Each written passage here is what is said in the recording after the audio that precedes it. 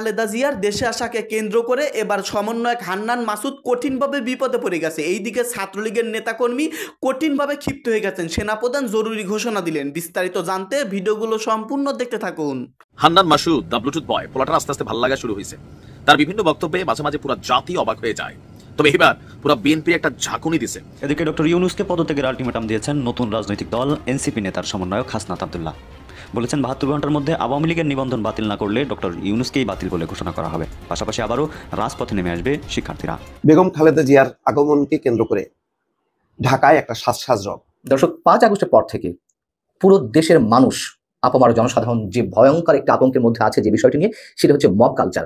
আসসালামু আলাইকুম সম্মানিত দর্শক, আজকের ভিডিওটি অত্যন্ত গুরুত্বপূর্ণ। ভিডিওটি আপনারা সম্পূর্ণ দেখবেন। সম্মানিত দর্শক, বেগম খালেদা জিয়া লন্ডন থেকে বাংলাদেশে ফিরতেছেন, আপনারা অনেকেই জানেন। কিন্তু তার এই বাংলাদেশে ফেরাকে কেন্দ্র করে সমন্বয়ক হান্নান মাসুদ কঠিনভাবে চাঞ্চল্যকর তথ্য সবার সামনে তুলে ধরেছেন। প্রিয় দর্শক, এইদিকে শেখ হাসিনা এবং শেখ হাসিনার বোন শেখ রেহানার সমস্ত চাঞ্চল্যকর তথ্য তুলে ধরেছেন। এইদিকে ছাত্রলীগের সমস্ত নেতাকর্মী সমন্বয়ক হান্নান মাসুদকে গণধোলাই দিচ্ছে এবং সমন্বয়ক হান্নান মাসুদকে যেখানে দেখতেছে সেখানে হামলা চালাচ্ছে।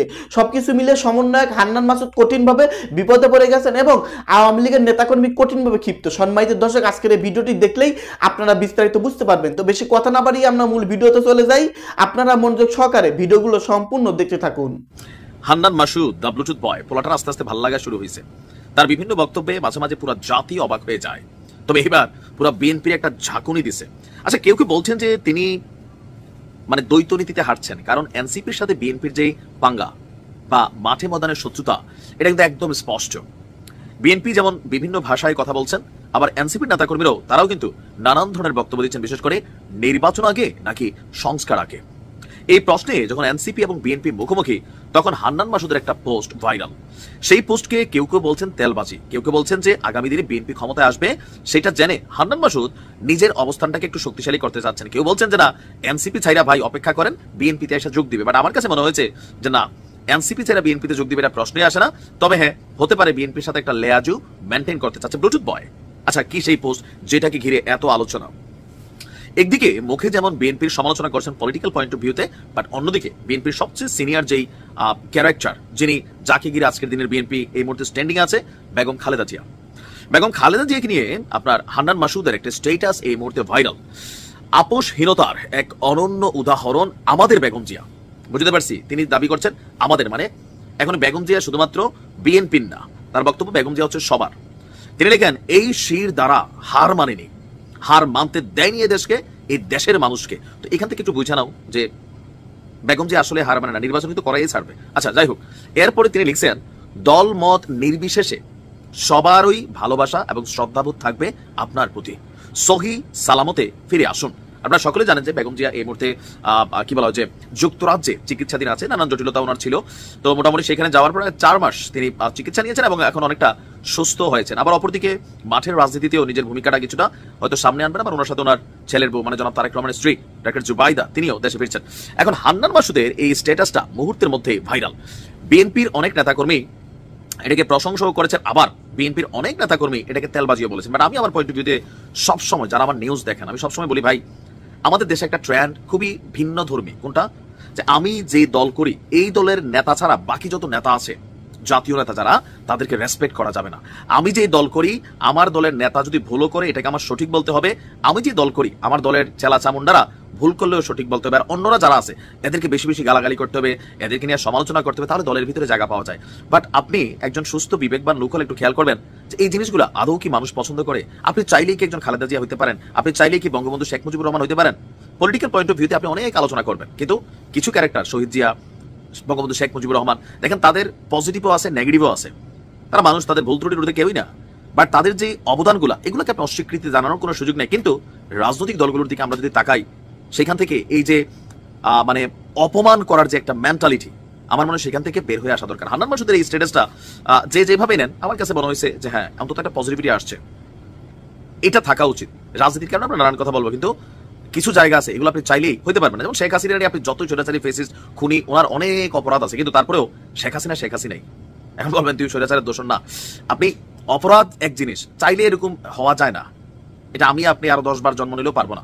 তবে আমাদের রাজনীতিতে যে জিনিসটা দরকার, দলের যারা একদম প্রধান আছেন, তাদের দরকার হচ্ছে অন্য দলের প্রধানদেরকে ছোট করে কথা না বলা। যেমন শেখ হাসিনা কথায় কথায় বলতেন যে খুনি জিয়া, এরপরে খুনি খালেদা। এই যে বক্তব্যগুলো তিনি দিতেন, আদৌ কি আওয়ামী লীগের সবাই গুলাকে পছন্দ করতো? নিশ্চয়ই না, কিন্তু ভয়ে কেউ কথা বলতো না।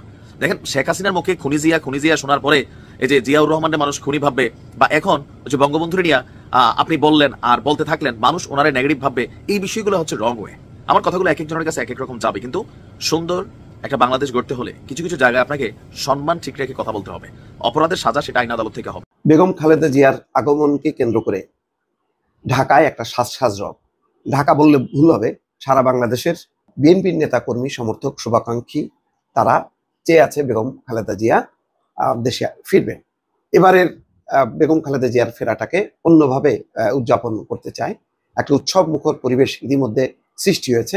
তারা জানেন যে চিকিৎসা শেষ করে যথেষ্ট পরিমাণ ভালো শারীরিক অবস্থা নিয়ে তিনি ফিরছেন। আগে যখন গিয়েছিল বেগম খালেদা জিয়া, তখন নেতাকর্মীদের মধ্যে গভীর উদ্বেগ উৎকণ্ঠা ছিল যে তাদের প্রিয় নেত্রীর শারীরিক অবস্থা নিয়ে। লন্ডন ক্লিনিকে 17 দিন চিকিৎসার পর যখন কি তিনি মোটামুটি সুস্থ হন এবং বাকিটা চেক আপের মধ্যে তিনি থাকেন তারেক রহমানের বাসায়, তখন আস্তে আস্তে আশ্বস্ত হতে শুরু করেন।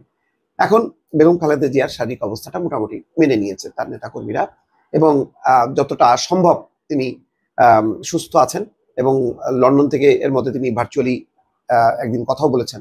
তো এখন নেতাকর্মীরা এই কারণে তিনি যে ফিরবেন, তারা এই ফেরাটাকে উৎসব মুখর পরিবেশে তাকে গ্রহণ করার জন্য সময় গুনছেন, এবং আগামীকাল সকাল 10টায় হযরত শাহজালাল আন্তর্জাতিক বিমানবন্দরে তিনি পৌঁছাবেন। এবং তার আশা নিয়েও একটা জটিলতা ছিল, তিনি বিমানে ফিরবেন নাকি এয়ার অ্যাম্বুলেন্সে ফিরবেন। শেষ পর্যন্ত সেই জটিলতার অবসান ঘটেছে। ওই কাতারের আমিরের যে বিশেষ এয়ার অ্যাম্বুলেন্স, সেই এয়ার অ্যাম্বুলেন্সে তিনি গিয়েছিলেন লন্ডনে, সেই এয়ার অ্যাম্বুলেন্সেই তিনি ফিরবেন। তো এটা একটা ভালো যে যেহেতু এয়ার অ্যাম্বুলেন্সটা বিশেষভাবে তৈরি করা এবং সকল ধরনের চিকিৎসা সরঞ্জাম যাবতীয় সবকিছু সেখানে আছে, ফলে তিনি খুব নিরাপদে ভালোভাবে ফিরবেন, এটা মোটামুটি একটা কনফার্ম। 8ই জানুয়ারিতে গিয়েছিলেন উন্নত চিকিৎসার জন্য যুক্তরাজ্যে। তার শারীরিক অসুস্থতার কথা জেনে কাতারের আমির Sheikh Tamim bin Hamad Al Thani air ambulance দিয়েছিলেন, সেটিতেই তিনি লন্ডনে যান। কাতারের আমিরে দেওয়া এয়ার অ্যাম্বুলেন্সে তিনি লন্ডন থেকে ফিরে আসবেন। 4 মাস পর খালেদা জিয়া দেশে ফেরার দিন তাকে অভ্যর্থনা দেওয়া হবে বলে জানিয়েছেন মির্জা ফখরুল ইসলাম আলমগীর। তবে তিনি অনুরোধ করেছেন, আমি দেখলাম কালকে, যে বিমানবন্দরে যাতে ভিড় না করা হয়, রাস্তার দুই পাশে সারিবদ্ধভাবে দাঁড়িয়ে যাতে তাদের প্রিয় নেত্রীকে অভ্যর্থনা জানান। নেতাকর্মীদের হাতে থাকবে জাতীয় পতাকা, দলীয় পতাকা, সেভাবেই সবকিছু ঠিকঠাক আছে। আশা করা যায় যে এর পরবর্তী আরেকটি বড় পর্ব বাকি আছে বিএনপির জন্য, সেটি হচ্ছে তাদের প্রিয় নেতা বিএনপির ভারপ্রাপ্ত চেয়ারম্যান তারেক রহমানের দেশে ফেরা। এর মধ্যে একটি উল্লেখযোগ্য বিষয় হচ্ছে প্রায় 17 বছর পর তারেক রহমানের স্ত্রী জোবাইদা রহমান ফিরবেন, এবং তার জন্য যথাযথ নিরাপত্তা চাওয়া হয়েছে। তার মানে হচ্ছে এখন সর্বশেষ যে ব্যক্তিটি, সেটি হচ্ছে তারেক রহমান। তিনি ফিরলেই বিএনপির জন্য 16 কলা পূর্ণ হবে, এবং বিএনপি সাংগঠনিকভাবে আরো উজ্জীবিত হবে। নির্বাচনের যে পূর্ণ প্রস্তুতি সেটি তারা নেবে। দর্শক আসসালামু আলাইকুম। দর্শক, 5 আগস্টের পর থেকে পুরো দেশের মানুষ, আপামর জনসাধারণ যে ভয়ঙ্কর একটা আতঙ্কের মধ্যে আছে যে বিষয়টি নিয়ে, সেটা হচ্ছে মব কালচার। অথচ এই মব কালচারকেই এখন সরকারের পক্ষ থেকে, সরকারের বিভিন্ন পর্যায় থেকে জায়েজ করার চেষ্টা করা হচ্ছে, যৌক্তিকতা তুলে ধরার চেষ্টা করা হচ্ছে। যদি তাই হয়ে থাকে, মব সৃষ্টিকারীদের চেয়ে এখন বরং ভয়ঙ্কর আমাদের কাছে মনে হচ্ছে যারা এটির পেছনে যৌক্তিকতা তুলে ধরার চেষ্টা করছেন। আমাদের প্রধান উপদেষ্টা একজন মহামান্য প্রেস সচিব আছেন, মিস্টার শফিকুল আলম। তিনি তো নানান বিষয়ে জাতিকে নসিহত করছেন, এবং এ ধরনেরই একটি নসিহত করলেন শনিবার রাজধানীতে অনুষ্ঠিত একটি আয়োজনে। গত কয়েকদিন আগে সংস্কৃতি বিষয়ক উপদেষ্টা মোস্তফা সরওয়ার ফারুকীকে প্রশ্ন করার দায়ে যে 3 জন গণমাধ্যম কর্মীর চাকরি গেল, আমি জানি 4 জনের, যাই হোক, এই চাকরিচ্যুতির ঘটনার পেছনে মবের হুমকি ছিল। জুলাই আন্দোলনের সাথে সম্পৃক্ত একটি গ্রুপের পেজ থেকে মব সৃষ্টির হুমকি দেওয়া হয়েছিল যদি তাদেরকে চাকরিচ্যুত না করা হয়, এবং সেই মব ঠেকাতে সরকার ব্যর্থ হয়েছে, অথবা স্বৈরাচারের দোষর ত্যাগ করে কারো বিরুদ্ধে মব তৈরি হলে সরকার ব্যবস্থা নেবে কিনা। এই প্রশ্নের উত্তরে প্রেস সচিব কি বললেন, কি ভয়ঙ্কর কথা শুনুন। তিনি বলছেন, আপনি যাকে মব বলছেন তার এই প্রতিবাদ করার অধিকার আছে কিনা। যে ছেলেগুলোর বিরুদ্ধে তারা প্রশ্ন তুলেছে সাংবাদিক যারা প্রশ্ন করলো তাদের বিষয় বলা হচ্ছে, যারা জুলাই আগস্টে মারা গেছেন তাদের মৃত্যু নিয়ে এমন প্রশ্ন করা ঠিক হয়েছে কিনা, তারা এটার প্রতিবাদ জানাচ্ছেন। অর্থাৎ যারা মব সৃষ্টি করছেন, মব সৃষ্টির হুমকি দিলেন যে তাদেরকে চাকরিচ্যুত না করা হলে গণমাধ্যম ঘেরাও করা হবে, সংশ্লিষ্ট গণমাধ্যমগুলো। তিনি বলছেন সেটাকে আপনি আসলে কি বলবেন? তার মানে কি? স্পষ্টত এই মব সৃষ্টিকারীদের পক্ষেই কথা বললেন প্রেস সচিব এবং এর যৌক্তিকতা তুলে ধরলেন। এবং এই একটা মবকে জায়েজ করতে গিয়ে এই দেশে গত 5 আগস্টের পর থেকে দলবদ্ধ উশৃঙ্খল জনতার মাধ্যমে যে অন্যায় অপরাধগুলো সংঘটিত হয়েছে তার প্রত্যেকটিতেই তিনি জায়েজ করার চেষ্টা করলেন। সংস্কৃতি বিষয়ক উপদেষ্টাকে জুলাই আন্দোলন নিয়ে প্রশ্ন করতে পারবেন না একজন সাংবাদিক, কিন্তু মব সৃষ্টি করা যাবে। শফিকুল আলম নাকি আন্তর্জাতিক গণমাধ্যম এএফপিতে দীর্ঘদিন কাজ করেছেন। তিনি সাংবাদিকতার নীতি, নৈতিকতার নীতিমালা, ইথিক্স এর সম্পর্কে কিছু জানেন না? একজন সাংবাদিক যে কোনো জায়গায়, যে কোনো মুহূর্তে, যে কাউকে যে কোনো প্রশ্ন করতে পারেন, এটা আমরা শিখে এসেছি। এবং সেটা যদি জনসম্পৃক্ত হয়ে থাকে সেটা তো অবশ্যই করা যেতে পারে। এখন জনসম্পৃক্ততার সঙ্গে আপনি কিভাবে দিবেন? আদালতে যখন একজন বিচারক রায় দেন, সেই রায়টি কোনো না কোনো পক্ষের, মানে কোনো অংশের পক্ষে যায়, কোনো অংশের বিপক্ষে যায়, সবাই তো সন্তুষ্ট হতে পারে না, তাই না? এবং তা নিয়েও নানান ধরনের তর্ক তৈরি হতে পারে, তর্ক তৈরি হতে পারে। এখন বিষয় হচ্ছে যে মোস্তফা সরোয়ার ফারুককে ওই 3 সাংবাদিক কি নিয়ে প্রশ্ন করেছিলেন? জুলাই আন্দোলন নিহতের সংখ্যা নিয়ে তো, অথবা বিচারের আগে খুনি বলা ঠিক হবে কিনা কাউকে, এই বিষয়ে তো। আচ্ছা, যদি এইগুলো না হয়ে থাকে, এগুলো সবকটি যদি অপরাধযোগ্য, মানে ভয়ঙ্কর অপরাধযোগ্য কোনো অন্যায় হয়ে থাকে, কি বলা যায় এটাকে, তাহলে তো আদালতের প্রয়োজন ছিল না। আদালতে যাওয়ার আগেই মানুষ রায় দিতে পারতো। এবং 1400 মানুষের খুন করার কথা বলা হচ্ছে, সেটা নিয়েও বিতর্ক রয়েছে। সরকার নিজেও তো 852 জনের হিসাব দিয়েছে, আর জাতিসংঘ আরেকটি হিসাব দিয়েছে 15 আগস্ট পর্যন্ত। তো এইগুলো নিয়ে প্রশ্ন করলে সমস্যাটা কি? মানে এই নিয়ে প্রশ্ন করলে স্বৈরাচারের দোষর হয়ে যেতে হবে, স্বৈরাচারের পক্ষের শক্তি হয়ে যেতে হবে, ট্যাগ লাগিয়ে দেওয়া হবে। এবং সেটি বলতে গিয়ে এখন এই 3 সাংবাদিকের চাকরি যাওয়ার যৌক্তিকতা রয়েছে। যারা দাবি করেছেন, মব সৃষ্টি করার কথা বলেছেন, তারা ঠিক কাজ করেছেন, এটি শফিক সাহেব বলতে চাইছেন। তাহলে যদি চোখ বন্ধ করেই বলে দিতে পারে আমরা যে 1400 মানুষ খুন হয়েছেন, শেখ হাসিনা খুন করেছেন, স্বৈরাচার এটি করেছে, তাহলে আর আদালতে যাওয়ার দরকার কি? আদালতের যুক্তিতর্ক উপস্থাপন কোনো প্রয়োজন নেই। শফিকুল আলম বলছেন, যদি কাউকে প্রাণনাশের হুমকি দেওয়া হতো তাহলে অবশ্যই আমরা বিষয়টি দেখতাম। এবং এই বিষয়ের সঙ্গে অনেকগুলো ইস্যু জড়িত। এই বিষয়ের সঙ্গে হাসিনার গত 15 বছরের পুরো সাংবাদিকতা জড়িত। কি অদ্ভুত কথা! তিনি আরো বলছেন, কেউ যদি বলে যে আমরা মার্চ করবো, এটাকে কিভাবে আমরা ক্রিমিনালাইজ করবো? আমরা কিভাবে ক্রিমিনালাইজ করবো এই প্রশ্ন তুলতে হবে কেন? এটা তো অপরাধ, ফৌজদারি অপরাধ। আমি আলটিমেটাম দিয়ে, আমি ঘোষণা দিয়ে, আমি একটা প্রতিষ্ঠানের প্রতি হুমকি হয়ে দাঁড়াচ্ছি, আমার দাবি মানতে হবে, নইলে আমি এই করব, এটা কি অপরাধ নয়? এবং তিনি সেটাকে ক্রিমিনালাইজ করতে চাচ্ছেন না।